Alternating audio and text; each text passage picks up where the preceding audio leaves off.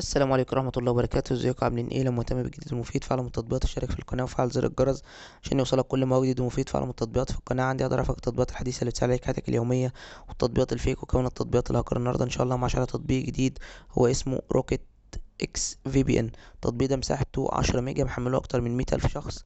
التطبيق ده من ضمن تطبيقات الفي بي ان. تطبيقات الفي بي ان دي اللي بيكون الغرض منها ان انت تقدر تستمتع بسرعة انترنت عالية، تقدر ان انت تلعب العابك الاونلاين بدون انقطاع وبدون ان اللعبة تكون بطيئة بسرعة عالية. تطبيقات الفي بي ان دي كمان بتخليك تفتح اي شبكة انترنت، سواء شبكة عامة او خاصة، بدون الاي بي ادرس بتاعك ما يتعرف، لان تطبيقات الفي بي ان دي بتخليك كأنك فاتح من دولة تانية غير الدولة اللي انت فيها. ده بيخليك بعد كده او بيساعدك بعد كده ان انت تفتح اي موقع محظور في البلد بتاعك او اي تطبيق محظور في البلد بتاعتك، وتقدر تستمتع بالمميزات بتاع المواقع والتطبيقات المحظورة دي. او تقدر تفتح المواقع وتطبيقات خاصة بدول معينة، زي بيكون في مواقع وتطبيقات خاصة بدول جنوب افريقيا، دول شرق اسيا، دول الاتحاد الاوروبي. تقدر انت تفتحها وتقدر تشوف كل الاخبار اللي فيها، الاقتصادية، السياسية، التثقيفية، الرياضية، كل حاجة عن المواقع دي والتطبيقات دي. ده الغرض من ال VPN وفايدة ال VPN.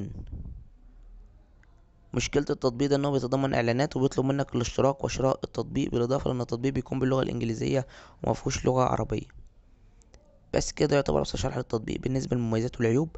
لو عجبك شرح التطبيق يا ريت تدوس لايك للفيديو. لو عايز شرح تطبيق معين يا ريت تسيب لي في الكومنت. لو اكتشفت ميزه او عيب للتطبيق في اي تحديث من التحديثات القادمه اكتبها في تعليقات الفيديو. بمناسبه لو اكتشفت ميزه او عيب اكتبها في تعليقات الفيديو، فده دايما تنويه بننوه عليه في اخر كل فيديو، علشان لو اي حد حمل التطبيق وشاهد الفيديو بعد نزوله فتره طويله، 5 شهور، 10 شهور، سنه، وحمل التطبيق واكتشف فيه ميزة أو عيب يكتبها. واحنا دايما بنثبت التعليقات بتاعة الناس، سواء التعليقات الإيجابية أو السلبية، علشان يبقى كنوع من مساعدة للشخص اللي شاهد الفيديو ده وكتب التعليق بتاعه لأي شخص تاني حب يحمل التطبيق.